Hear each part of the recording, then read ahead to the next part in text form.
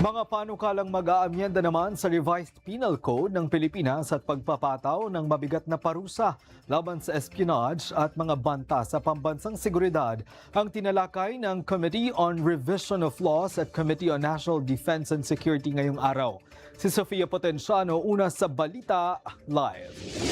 Sofia?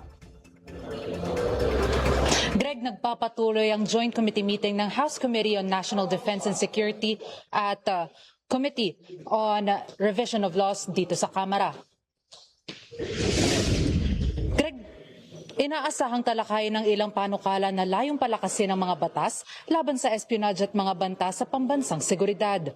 Kabilang dito ang House Bills 812, 1457 at House Bill 1844 na layo na amyendahin ang Article 117 ng Revised Penal Code ng Pilipinas.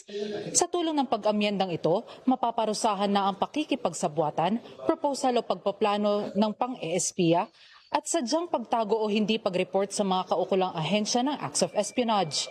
Samantala, masusing tinutukan at sinuri rin ng mga mambabatas at mga kinauukulang ahensya ang pag-aamyenda ng espionage law. Nais nila kasi na palawakin pa ang saklaw ng batas na ito at linawin ang ilang probisyon laban sa espionage na maaaring ipatupad sa panahon ng kapayapaan o digmaan.